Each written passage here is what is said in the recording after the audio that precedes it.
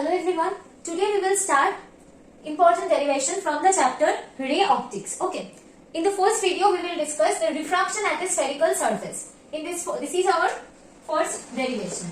Reflection at a spherical surface. This is our spherical surface and the refractive index of this first medium is mu1 and the refractive index, absolute refractive index of the second medium is mu2. Okay. Now I will like to say you something. Suppose this is our spherical surface. Okay. This is our spherical surface means this is a part of a sphere, right? So we can complete the sphere. If we complete the sphere, we will get a center of the sphere, and this center is known as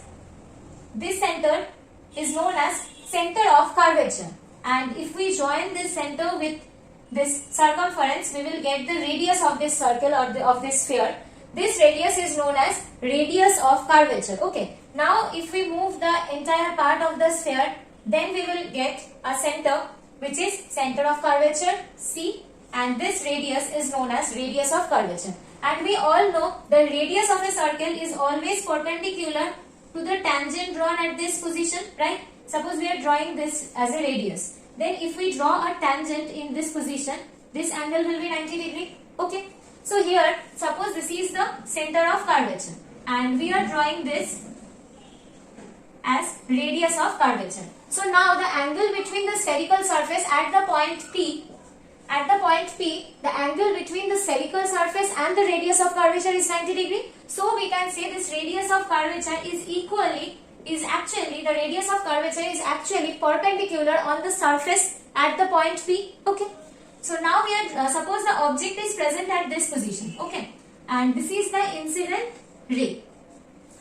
We all know, suppose this is the surface and this is the incident ray. What will be the incident angle? If we draw a perpendicular at the point of incidence, then the angle between the perpendicular and the incident ray is known as the incident angle. Okay. And then suppose the ray is refracted. So the angle between the refracted ray and the perpendicular is known as angle of refraction. Here this is the incident ray and this is the perpendicular at the point P. So this angle will be the angle of incidence. Okay. Now if this medium is denser, and this medium is rarer in compared to each other. If this medium is denser than the first medium, if the second medium is denser than the first medium, then the ray will move. Suppose there is no spherical surface, then the ray will go in this direction. If the second medium is denser than the first medium, then the ray will move towards the normal. So this will be the refracted ray. Okay. What is the matter? If a ray is moving from rarer to denser medium, then the ray will deviate towards the normal. I am showing you. Suppose this is the rarer medium and this is the denser medium. Okay.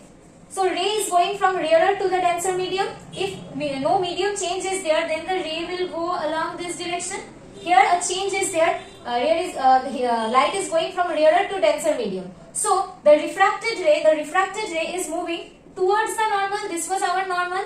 If the case was different, if this is the denser medium and this is the rarer medium, if the ray is coming from denser to the rarer medium, then the light ray will move away from the normal. The light will not move towards the normal. The light will move away from the normal. Here the ray is coming from rarer to denser medium. So the refracted ray, the path of the incident ray bent towards the normal. Right. Here the light is going from rarer to denser medium. So the path of the ray is bended towards the perpendicular.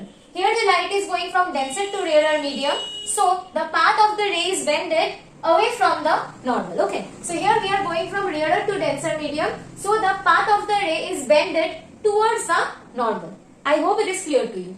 Now the angle between the refracted ray and the normal is known as the angle of refraction. So this is clear to you. Now we will write this angle as alpha, this angle as beta, just assuming, and this angle as gamma. We are just assuming these three angles. And this is our image point, so we will write this as our image. Okay. Now we are drawing, this point is suppose P dash and we are drawing a perpendicular here. This is N. Okay. Now we will start our derivation. I hope this picture is clear to you. And the angle I and R, this alpha, beta, gamma, we have taken arbitrarily 3 angles here. And we have drawn a perpendicular from P to the principal axis. And this point is known as L. Okay. Now we will move to the derivation. This is our object. This is the optical center. This is the pole actually. This is our object. This is the pole and this is the image. So this will be the object distance U. And this will be the image distance V, right? If we are going opposite to the incident ray, then that side will be negative according to the sign convention. And if we are going along the incident ray, then that side will be positive. Okay. We have to take the measurement from the pole. Suppose we are taking the object distance, we have to say that the object distance is P dash O. Okay, so the object distance is P dash O, and when we are going from P dash to O, we are actually moving opposite to the incident ray. So the object distance will be minus U. And what is the image distance? P dash I. We will start from pole. So the image distance is P dash I. And when we are moving from P dash to I, we are going along the incident ray. Right? So V will be positive. And here, this is our radius of curvature. This is our radius of curvature, and here the radius of curvature is P dash C, and we are going along the incident ray. So this will be plus R. I hope up to this it is clear. Now we all know for a triangle from normal geometry we know this. Suppose this angle is alpha, this angle is beta, and this outward angle is gamma. So from normal geometry we know this alpha plus beta is equals to gamma. Okay, we will apply this for this triangles. We will take the triangle OPC. Okay, for triangle OPC, we can see alpha plus beta is equals to the outward angle I. For triangle OPC, alpha plus beta is equals to the outside angle I. So we can write alpha plus beta is equals to I. For the triangle PCI, we will take the triangle PCI. For this triangle PCI, we can see gamma plus R is equals to the outward angle beta. So for triangle PCI, gamma plus R is equals to beta. So we can write gamma plus R is equals to beta from here. So from here we can write that I equals to alpha plus beta and R is equals to beta minus gamma. Right? We all know this. For small angle, tan theta is equals to theta for small angle. So here we can write that I is equals to tan alpha plus tan beta. Okay. Tan alpha means we will take this triangle PON. We will take this triangle PON. Tan alpha means perpendicular by base. So PN by ON. So in case of tan alpha we will write PN by ON plus tan beta means we will take this triangle. And here, this is the perpendicular, this is the base. So, tan beta is equals to Pn by Nc. So, this will be Pn by Nc. And from here, we can see if the curvature is not very much, then P dash and N is very close points. So, N can be replaced by P dash. So, here we can replace this as, we can take this common Pn and here we will get ON can be replaced as OP. And NC can be replaced as, sorry, OP, not OP, OP dash. N can be replaced by P dash. So, ON we can write this ON as OP dash. And NC we can write it as P dash C. We all know this. What is OP? OP is actually the object distance. And P dash C actually the radius of curvature. Okay. So, we can write it as like this. That Pn is equals to 1 by OP means minus U plus P dash C is equals to plus R. Okay, this is our first equation. Now we will do the same thing for this equation. Okay, we will start this. Our equation was R is equals to beta minus gamma. So we can write that R is equals to tan beta minus tan gamma, right? In place of tan beta, we can write perpendicular divided by base. So Pn divided by Nc minus for tan gamma, this was our triangle, this is our perpendicular and this is our base. So perpendicular is Pn and the base is Ni. Okay. we have already said we can replace the n by p dash because these 2 points are very close. If the radius of curvature, if the curvature is less for our surface, then p dash and n is very close point, so we can replace the n by p dash. So we are taking pn common, and in place of nc we can write p dash c, and in place of ni we can write p dash I.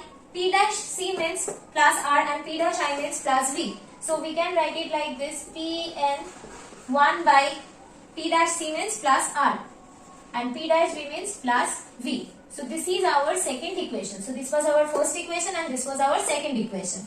Now we will divide these two equations. Okay, we know for small angle theta is, if theta is a small angle,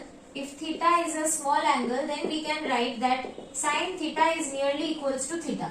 So here we can write that sine I is nearly equals to I and sine R is nearly equals to R. So we can write it like this, that sine I divided by sine R is equals to I by R is equals to, and this is our I and this is our R. So we will write Pn minus 1 by U plus 1 by R, and small r is equals to Pn 1 by R minus 1 by V. Okay. Now this will cancel each other, and from here we will get I by R is equals to, here the sine I sine R, not I by R. This is equals to sine I by sine R. From Snell's law we know this, that sine I by sine R for a refraction is equals to mu 2 1. This 2 is the second surface and 1 is the first surface. This mu 2 1 is actually the refractive index of the second surface with respect to the first surface. Okay.